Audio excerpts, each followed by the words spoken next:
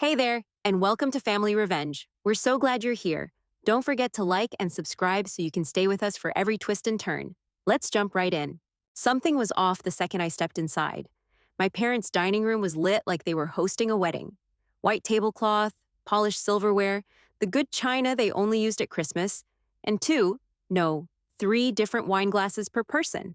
That was the first red flag. The second? Ethan was already sitting at the head of the table like some kind of honored guest. I was late, maybe 10 minutes, but still. Usually we were all milling around the kitchen when I showed up. Mom pulling something from the oven, Dad nursing a beer, Ethan pretending he didn't smell like weed. But this was staged. Quick note, before listening, share which city or country you're watching from. Hey kiddo, Dad called, forcing a smile. Mom walked up and kissed my cheek like I was visiting from out of state. Her perfume was stronger than usual. Ethan just smirked and lifted his wine glass, already half empty. I slid into my usual seat, way down at the far end of the table. So, Mia, Mom started as she took her seat next to Ethan. How's work going? It's fine, I said. Busy. Lots of travel photography bookings lately. That's great, Dad added, nodding too eagerly. Real proud of you, being so independent. It felt like I was being interviewed. They didn't care about work. Their eyes kept darting toward Ethan, waiting. Then Ethan cleared his throat. So, I've got some news, he said, real casual. I'm moving in with Mia. The hell you are. My fork froze halfway to my mouth. What? Just temporarily, he went on, like it was already settled. I'm in between jobs right now. Figured I'd stay with you a couple months. You've got the space. I looked to Mom, then Dad. They both nodded, like this was some group project I missed the planning meeting for. We thought it made the most sense, Dad said. You live alone. It's just practical. Ethan leaned back in the chair like a king settling into his throne. And we always got along growing up, right? I forced a smile tight as hell. Sure, just like old times. What I wanted to say was, I'm not your damn safety net. But my parents were already lifting their glasses. To family, Mom said, smiling straight through me. I didn't lift mine. I stared at the red wine like it might answer for them. Instead, I reached down and unzipped my purse. I unzipped my purse and slid the envelope onto the center of the table, right between the gravy boat and Mom's elbow. Nobody reached for it. I sold the house, I said. My voice came out calm. Too calm, maybe. Last week. It's under contract. Closing's in 30 days. Silence. Ethan blinked like I'd just spoken a different language. Dad's hand froze mid-toast. Mom's mouth parted, but nothing came out. Then Ethan's wine glass slipped from his fingers and shattered on the hardwood. Jesus, Mia, he barked, jumping back from the table. You sold your house? I didn't flinch. I didn't even look at the glass. Yeah, it's done. Dad stood up so fast his chair scraped against the floor. What the hell do you mean it's done? You didn't even tell us you were thinking about it. I didn't ask, I said. That's not how families work, Mom snapped, eyes wide now. You don't just make a decision like that and blindside everyone. I didn't think I needed permission, I said, folding my hands in my lap. It's my name on the mortgage, not yours, not his. Ethan was still standing, staring at me like I'd kicked his dog. Where the hell am I supposed to go? I stared right back. That's not my problem. Mom reached for the envelope like it might give her a different answer than what I'd already said. She didn't open it, just held it like it burned. This can still be reversed, right? You can call the agent, tell them you changed your mind. No, I cut in. The buyers already put in their earnest money. Inspection's done. They're moving in at the end of the month. Dad sat down hard, rubbing his temples like he was dealing with a hostage negotiation. You're being emotional. This is reckless, Mia. You're not thinking clearly. No, I said again, this time sharper. I've never been clearer. Ethan huffed, brushing glass off his pants. You're selling the house just so you don't have to help me out? That's how petty you are? I laughed once, short and mean. You thought moving in was your right, not a question, and you didn't even bother to ask. Mom shook her head. You're blowing this up over nothing. He just needed a little help. I've been helping myself for 10 years, I said, my jaw tight. I didn't see anyone stepping in when the furnace broke last winter or when the basement flooded, but now suddenly I owe him a free place to crash? You know he's going through a rough patch, Dad snapped. Yeah, And I'm going through reality, I fired back. Mortgage, maintenance, insurance. I don't have the room. I don't have the bandwidth. And I sure as hell don't have the patience. The room was dead quiet again. Mom's hand was shaking on the envelope. You made a huge mistake, Dad muttered. Ethan crossed his arms. You're gonna regret this. I stood up and grabbed my purse. Maybe, but at least the regret will be mine. And I walked out, leaving the envelope right where it sat, front and center. The next morning, my phone wouldn't shut up. Calls, texts, notifications, non-stop. First one I answered was Aunt Sarah. You humiliated your brother, she said, skipping hello. Do you even care what that dinner did to him? I pinched the bridge of my nose. He ambushed me. I had no idea he planned to move in. Don't start with that, she snapped. You made him look like a fool. He's in a hard place right now. You're supposed to be family. I am family. I just stopped being his doormat. Well, you've lit a fire you can't put out, she said, and hung up. No surprise, Dad called next. You need to call your realtor and cancel the sale, he said, like he was ordering takeout. There's still time? There isn't, I said. Even if there was, I wouldn't. You're not thinking this through, Mia. We can help you financially. Maybe we co-sign a loan, get the roof fixed, or Ethan helps out with, no, I cut in. This isn't about money. It's about not being manipulated into fixing your problems with my space and my time. Dad sighed like I was some over-emotional teenager. You're acting selfish. I didn't bother arguing. I just hung up. By the time I got to work, I felt like I'd been hit by a truck. I sat at my desk, logged in, and tried to focus on editing a photo set, but my stomach was in knots. Then Sharon popped her head into my cubicle. Hey, random question. Is everything okay with your brother? I looked up. Why? Well, he posted this long thing on Facebook. Sounded like he's getting kicked out by family. People in the break room were talking. There it was. I'm fine, I said flatly, and I don't want to talk about it. She blinked. Okay, yeah, sorry, just curious. I turned back to my monitor. Didn't hear another word from her after that. At lunch, I opened my phone. Stupid, I know. And there it was. Ethan had written some dramatic post about how sometimes the people you trust most are the ones who abandon you the quickest. Tagged Mom and Dad. Comments flooding in with the usual. You deserve better, bro. Family should be there for you. Then I saw Mom's reply. We're heartbroken too, honey. Some people just don't value loyalty like they should. I wanted to throw my phone across the break room. They were rewriting the whole story in real time, casting him as the victim and me as the villain. No mention of the basement flood I handled alone. No mention of the $4,800 roof replacement. No mention of Ethan's zero job prospects and zero offer to contribute. Just a sob story for likes and sympathy. I tucked my phone back in my bag and walked out of the building. I needed air. The parking lot smelled like hot asphalt and stale fries from the Wendy's next door. I leaned against my car and stared at nothing. It felt like I was losing control of the narrative, like everyone else had a megaphone while I had duct tape over my mouth. But I wasn't going to backtrack. I wasn't going to explain myself to every person who only knew half the story. I was done carrying guilt that didn't belong to me. I opened my car door, slid inside, and drove home. No music, no phone, just the engine and the sound of my own breathing. I pulled into the driveway and just sat there. The house looked the same, gray siding, crooked mailbox, cracked walkway, but it felt like someone else's problem now. Inside, the kitchen light flickered when I turned it on. I didn't even bother fixing it. I dumped my bag on the counter and opened the drawer near the fridge, the one stuffed with old receipts, appliance manuals, junk I didn't want to look at. I dug until I found what I was looking for. A single photo, curled at the corners. Me, 6 years ago, standing in front of the for sale sign with the biggest damn smile on my face.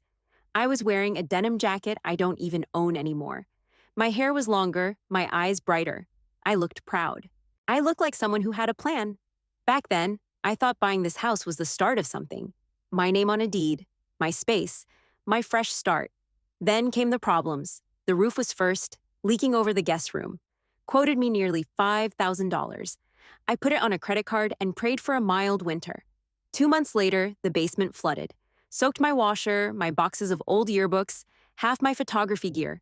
Insurance covered part of it after weeks of back and forth, but the cleanup, that was me. Bleach and buckets and no help. Then the furnace gave out in January. I remember sitting in 3 sweatshirts, texting my dad just to let him know. And he replied, "Tough break. Hang in there." That was all I got. Nobody came over. Nobody asked if I needed money or a place to stay.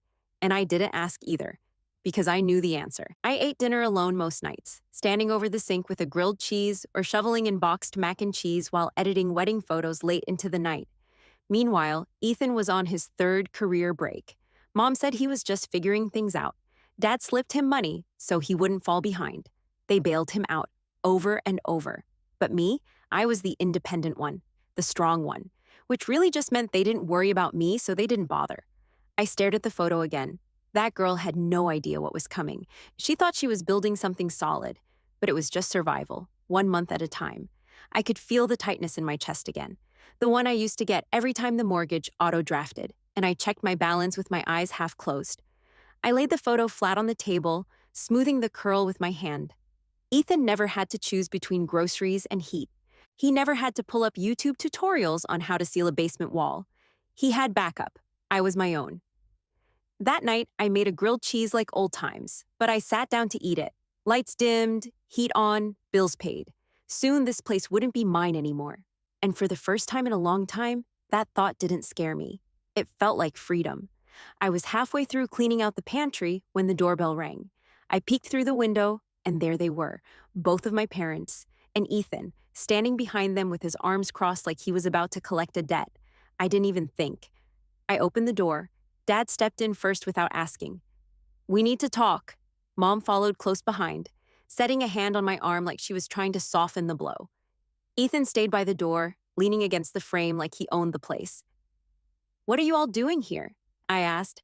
"We're here because this house nonsense has gotten out of hand," Dad said, already scanning the living room like he was appraising it. "We need to understand what's really going on." "I told you what's going on," I said. "I'm selling the house. That's it." Dad shook his head. "There's more. People don't just wake up and decide to blow up their life for no reason." "It's not blowing up my life," I snapped. "It's saving it." "You're being irrational," he said, pointing toward the kitchen. "You've had this place for years. You're not making smart decisions right now. We're worried." "Worried about what? That I'm not available to babysit your grown-ass son?" Mom stepped in then, her voice low, hands clasped like she was at church. "Mia, sweetheart, he's in a rough spot. You know that. He just needs some stability for a while, somewhere to breathe, get back on his feet." I turned to Ethan. "Do you have something to say, or are you just gonna let them fight for you again?" He scoffed, looking around the room like it bored him. "I don't know why you're being so dramatic. You've always had this hero complex, acting like you're carrying the weight of the world." "I was carrying it," I said, "while you were figuring out your next move for 5 years. Dad stepped between us. This isn't about the past. This is about right now. And right now, your brother is struggling. We are asking you to be part of the solution." "No, you're expecting me to fix it," I said, just like always. Mom reached out again, voice soft. "Please, just hold off on the sale. Let him stay a little while. Let's work through this as a family." "A family?" I laughed, sharp and bitter.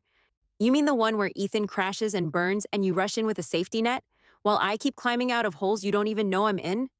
"Don't act like you've had it so hard," Ethan muttered. "You chose this house. You chose this mess. I chose it because no one else was ever gonna give me anything," I fired back. "And you? You were handed everything. Time, money, excuses." Dad's tone went cold. "We're not gonna stand here and be attacked for trying to help." I stepped back and folded my arms. "You're not trying to help me. You're trying to make sure he doesn't have to deal with the consequences of his own life." Mom looked like she might cry. "You're breaking this family apart, Mia." I stared right at her. I'm finally stepping out of the mess you've been pretending is normal." Nobody said anything for a second. Ethan just rolled his eyes and walked out without a word. Dad followed, stiff and silent. Mom lingered at the door, her hand on the knob. "You'll regret this someday." I didn't say a thing. I just closed the door behind them. I didn't want to go, but they said it was important. "Family only," Dad had texted. That was the only message. No explanation, no time to prepare. So I came. With receipts. When I walked into their living room, they had chairs arranged in a circle like it was some kind of rehab meeting. Dad sat at the head, legs crossed, chin lifted. Mom stood beside him, hands folded like a teacher trying to settle a rowdy class. Ethan was slouched in a chair to the side, scrolling his phone. Aunt Sarah was there too, silent, arms crossed, eyes already on me. I didn't say a word. I sat down and dropped the folder on the coffee table. It landed with a satisfying thud. Dad cleared his throat. We wanted to do this face to face. There's been too much tension lately. Too much misunderstanding. Mom gave a soft, rehearsed smile. We just want to talk, really talk. Ethan didn't even look up. Talk or lecture, he muttered. I flipped open the folder and started laying out papers like a blackjack dealer. Great, let's talk. I pointed to the roof invoice. 4,800, paid on credit. Next page. Plumber bill, basement flood, 900. Insurance fought me for 2 months. I still covered the gap. Another paper. Furnace replacement, total cost, 3,100. It went out in the dead of winter and I slept in layers for a week while waiting on the install. Mom blinked fast. Dad frowned but didn't say anything. I've been carrying this house alone for 6 years, I said. Every repair, every tax bill, every emergency. I cut groceries to pay for heating oil. I took extra gigs to cover surprise leaks. And no one, not a single one of you, ever asked if I needed help. Mom finally spoke. Mia, why didn't you tell us? I did, you just didn't listen. Dad leaned forward, tone stiff. We never ignored you. You just didn't prioritize me, I shot back. Because I didn't ask for constant handouts like Ethan? Ethan looked up then. Wow, so I'm the problem? You're not the problem, I said. You're just the only one anyone ever tries to solve. I lost my job, he said louder now. I was struggling. What do you expect? Perfection? No, I said. I expected effort. Aunt Sarah shifted in her seat and finally spoke. You know what? I've kept quiet long enough. Everyone turned toward her. She looked at Ethan. I love you, but you've been coddled your whole life. Your parents pay your bills, make your excuses, and now they're asking Mia, who's drowning in debt, to bail you out again. Are you serious? Ethan barked. She's right, I said, backing her up. You don't need a place to live. You need to grow the hell up. Ethan jumped to his feet. I'm being attacked. All I ever needed was a little support, and you're turning this into a courtroom. Dad stood too. Ethan, sit down. No, this is ridiculous. Ethan grabbed his phone and stormed toward the door. I don't need this. Mom followed after him, calling his name. The front door slammed. Silence. Aunt Sarah looked at me. I'm sorry I didn't speak up sooner. I nodded. Thanks for doing it now. Dad sat back down slowly. His face looked older than I remembered. I didn't realize how bad it had gotten, he said. You didn't want to, I said. He didn't argue. 3 weeks later, I closed the door on my old house for the last time. No big send-off, no family photos in the driveway. Just me, a moving truck, and a key I left in the mailbox. The new apartment sat on the second floor of a small brick building, wedged between a dry cleaner and a dentist's office. It wasn't anything fancy, just 2 bedrooms, laminate floors, and a kitchen that didn't groan when you opened a cabinet. But the windows, God, the light. I stood in the living room that first afternoon, cardboard boxes still stacked around me, and just let the sun hit my face. No leaks, no busted furnace, no 20-year roof threatening to collapse over my head, and no one waiting to move in behind me. That silence, that was the real win. The next day, Laura came by with Thai food and a bottle of wine. She walked in, gave the place a slow once-over, and grinned. This is perfect for you. It's small, I said. Yeah, and peaceful. She set the food down. That house was killing you. I laughed. It almost did. You should have seen my electric bill last winter. She handed me a plastic fork. So, you regret selling? I shook my head. Not for a second. We ate on the floor, plates in our laps, the only furniture a thrift store coffee table I picked up on Facebook Marketplace. You seem lighter, she said after a while. Like you're finally breathing again. I am. I looked around. I didn't realize how heavy it all was until I dropped it. She nudged me with her elbow. You know I'm proud of you, right? I nodded. Yeah, that means a lot. Because truth was, no one else had said that. Not once. Not Dad, not Mom. Definitely not Ethan. They hadn't spoken to me since the intervention. A few cold texts from Mom. Nothing more. I figured they were licking their wounds or waiting for me to apologize. They'd be waiting a long time. I took another bite of pad thai and leaned back against the wall. The cheap radiator hissed softly behind me. My rent had dropped by almost half. My credit cards were finally creeping down instead of up. And for the first time in years, I didn't wake up panicked about what would break next. This place, it wasn't just manageable, it was mine. No one else's drama. No one else's freeloading. Laura raised her wine glass. To clean slates, I raised mine back. And locked doors. We laughed. I still had bills, still had pressure. But the weight was finally mine, and mine alone. And for once, that felt like power. It was just after 7 when my phone lit up. Unknown number. I almost let it go to voicemail, but something in my gut told me to pick up. Hello? Silence for a second. Then, it's me, Ethan said. I didn't answer right away. I stood by the kitchen counter, the microwave still humming behind me. I got a new number, he added. Didn't want you to hang up. What do you want? I asked, not cold, just tired. I need help, he said. And I'll be honest, I didn't expect that. With what? My budget, or I guess making one. I don't really know where to start. That made me sit down. You're asking me to help with money? Yeah, he said. I know it's weird, look, I'm not trying to guilt you. I've been screwing up for a long time, and I thought I had time to figure it all out. But I don't, not anymore. I waited. Let him sit in the silence for once. I'm behind on rent. Credit cards are maxed. I looked at my bank statement this morning and realized I don't even know where my money goes. It just disappears. Welcome to adulthood, I said. He gave a dry laugh. Yeah, I guess I'm late to the party. Against everything in me, I said, I can help. Tonight. You serious? Don't make me regret it. Thank you, Mia. Really. I mean that. We hung up, and I flipped open my laptop, already pulling together a blank spreadsheet. A couple hours later, we were on a video call. Ethan looked rough, dark circles under his eyes, hoodie wrinkled, jaw tight like he hadn't slept in days. Okay, I said. Let's start simple. What's your monthly income? He pulled out a crumpled notebook.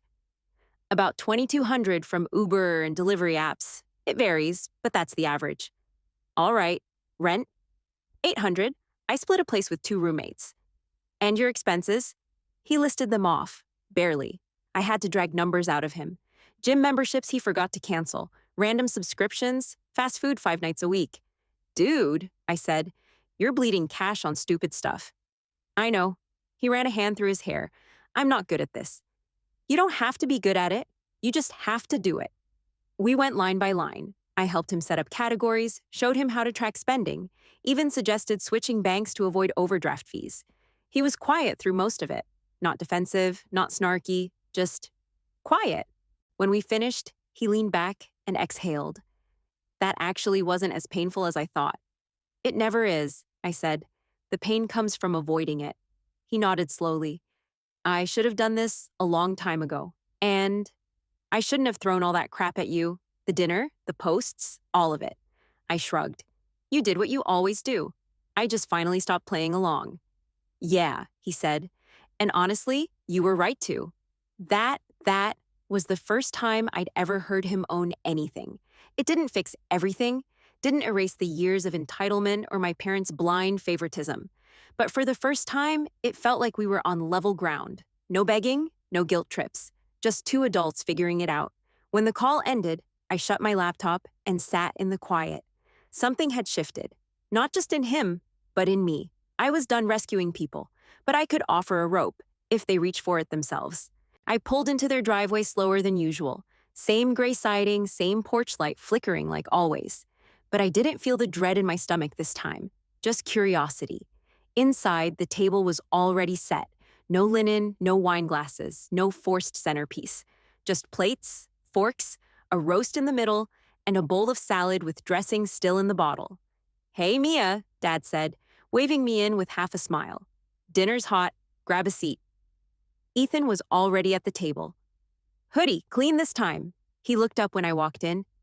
Hey, he said, thanks again for helping me the other night. I got a temp job doing delivery logistics. Not great pay, but it's a start. Good, I said, sliding into the seat across from him. He glanced down, then added, and I canceled the gym membership? That thing was eating $25 a month for nothing. Mom brought over a pitcher of iced tea and sat beside me. How's work, Mia? You shooting anything fun this week? I blinked. Yeah, actually. I've got a fall wedding shoot on Saturday, up in Millersville. Oh, I love it out there, she said. That little church near the lake? Yep, that one. Dad passed the salad without a lecture about leafy greens. Ethan helped himself without acting like the world owed him a second helping first. It was quiet, not awkward, just different. Nobody brought up the house. No one tiptoed around me. For once, it didn't feel like I was sitting at a table with strangers playing dress up as a family. Mid-meal, Mom nodded at my plate. You're eating more than you used to. I laughed under my breath. Yeah, well, hard to eat when the heat's off and the ceiling's dripping. Dad didn't flinch. He just said, sounds like you made the right move. I looked around the table. Something had shifted. Not everything was fixed. The history was still there. But it didn't hang over the table like it used to. I helped clear the dishes after, and when I said I had to head out, nobody guilt-tripped me or dragged it out. Ethan just gave a nod. Catch you later. Mom hugged me, light but real. As I stepped outside, the air was crisp and clean. I slid into my car, took a breath, and let it out slow. The house was gone. The fights were behind me. But something better had taken root. Boundaries. I drove off knowing one thing for sure. I didn't burn the bridge. I just rebuilt it my way.